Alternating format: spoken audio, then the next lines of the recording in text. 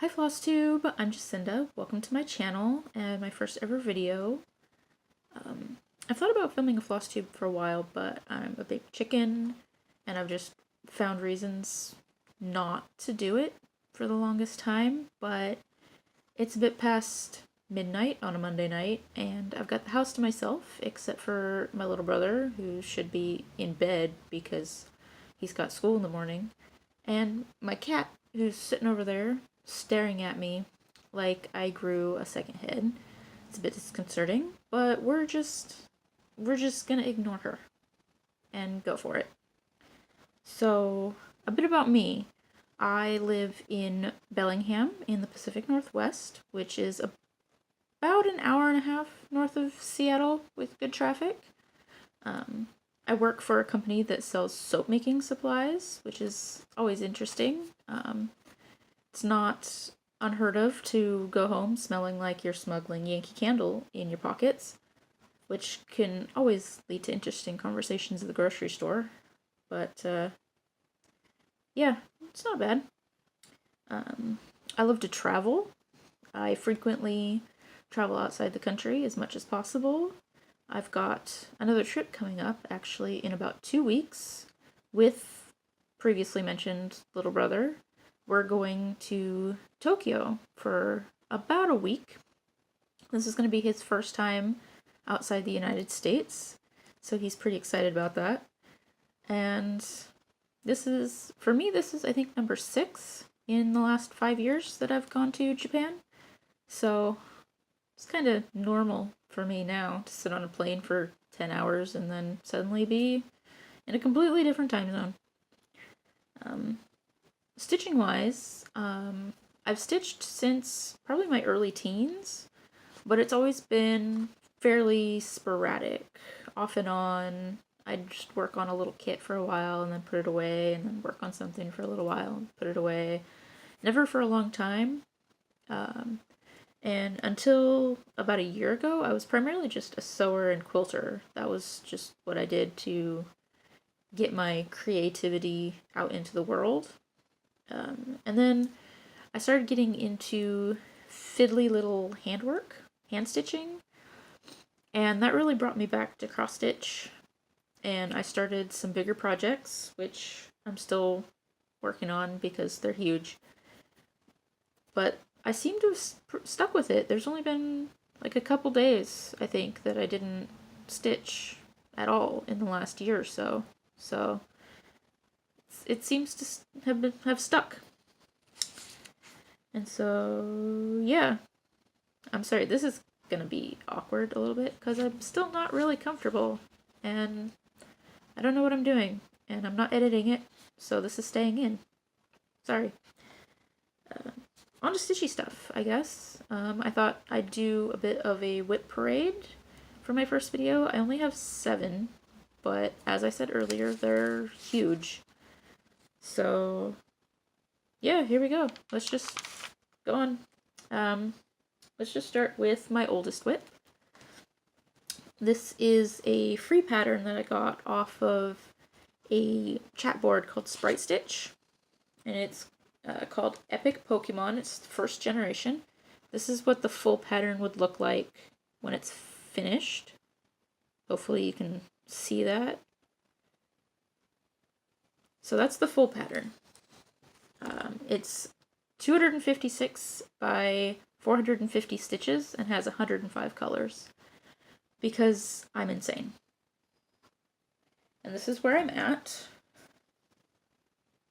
See if I can get this so you can see it without the shadow. I'm almost all the way across the top row where this pink strip is the end of it. And as you can probably see, I started this before I understood what margins are. So when I go to finish that, it's gonna be, I'm gonna have to get creative.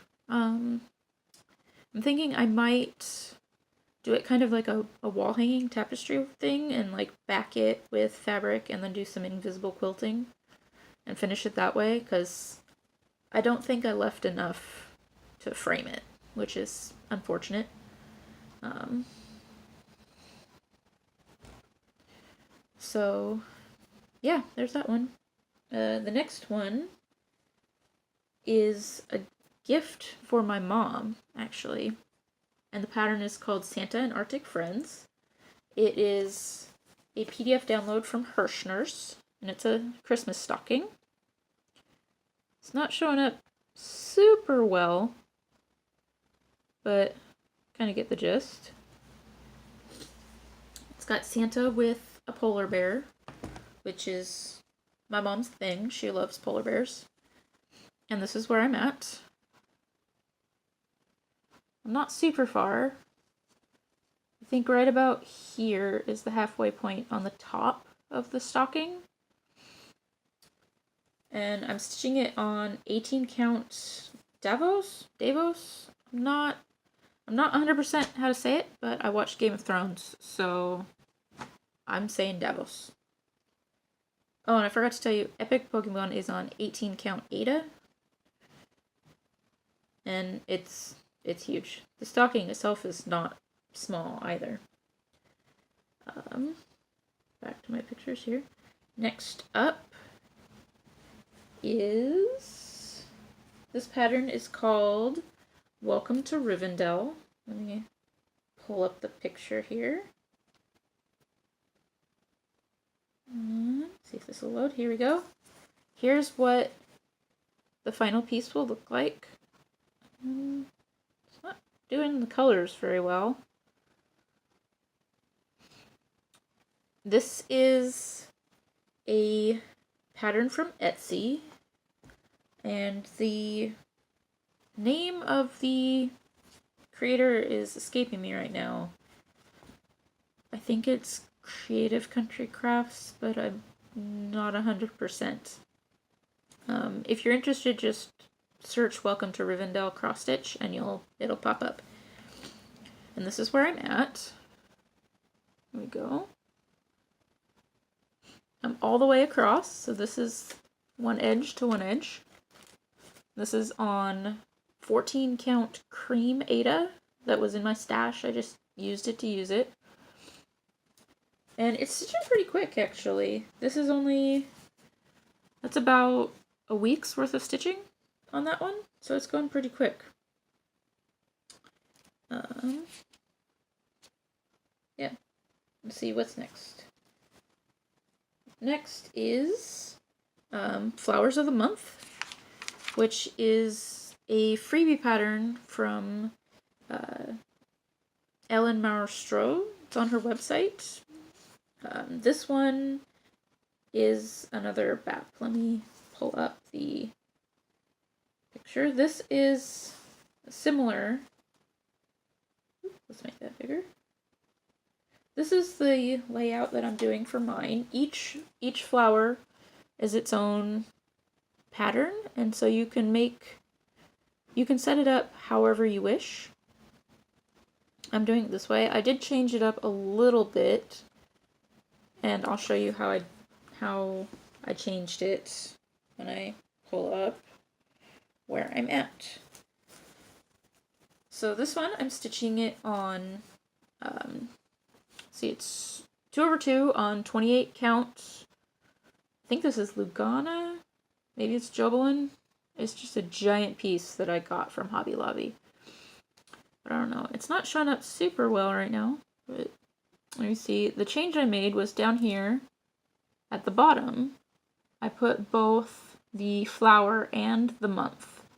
And in order to do that, I had to kind of alter the alphabet that she provides and kind of chart out what I would need for each one, which took a little bit, but it wasn't too difficult, and I'm pretty happy with how it came out. The next one I've got is not going to be super interesting for you guys to look at because I haven't really got to the point where the picture shows anything. But let me bring up the picture for it. So, if it'll load.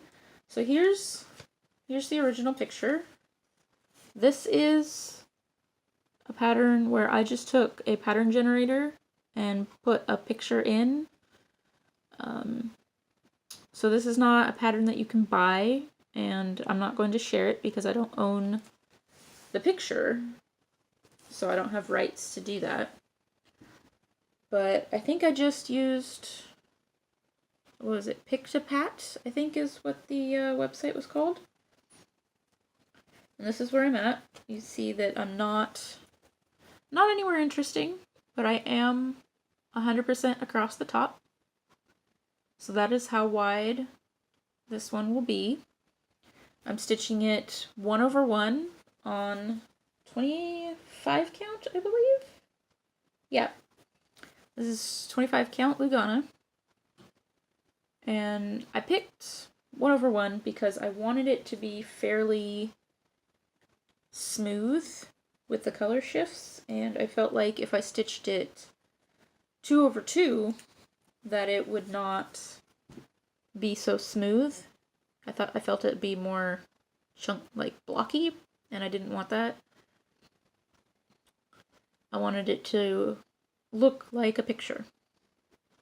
And the original picture is a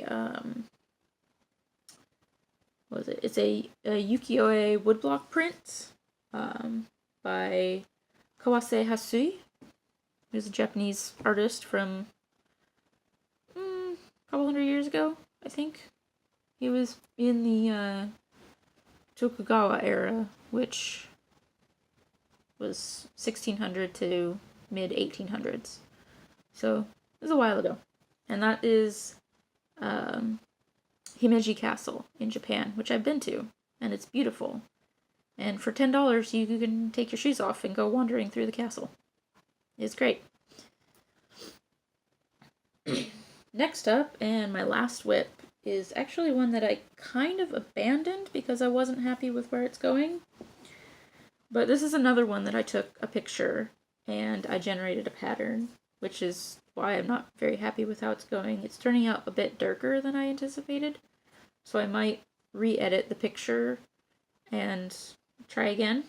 But here's the picture that I started with, and that is showing up pretty dark, which is probably about what the stitching is going to look like. But let's see if I can back it up. Nope, maybe this way? A little bit. So this is a picture of part of Sensoji Temple in Asakusa, which is in Tokyo. It's the oldest temple in Tokyo.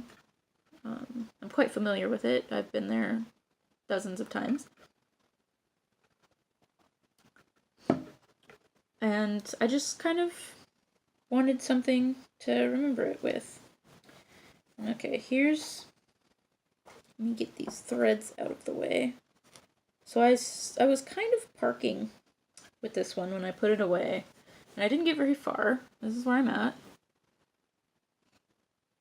I'm just in that top corner at the top of the pagoda, but it's turning about pretty dark, and I wanted to be able to like see the supports under the eaves here. Maybe they'll show up a little lower down. I don't know. I think I'm gonna finish the page. Sorry, and see how it goes. And on this one, I'm stitching it 1/1 on 28 counts. I believe the color was called Natural. Let me see if I can get a white piece of paper and get the color. Let's see the color. There you go. It's kind of a cream color with little speckles in it. It's okay. It's a little stiff. Probably bought it at Michael's or someplace. It's not the best fabric, but it's doing the trick. And yeah, that is all my WIPs. That went a lot faster. I'm only at little under 15 minutes. All right. So thank you guys for watching my video if you stuck around for this little bit of time. If you liked it, please subscribe. I'm going to be doing more videos in the future. Hopefully I'll kind of get less awkward feeling as I go. But yeah, probably a little later in the week, I'm gonna do a video about Mania, because I did decide to join the fun this year, but I think I'm running out of time for storage on my phone, so I'm gonna call it. So yeah, thank you for watching. If you liked it, go ahead and click subscribe, and have a great week. Bye.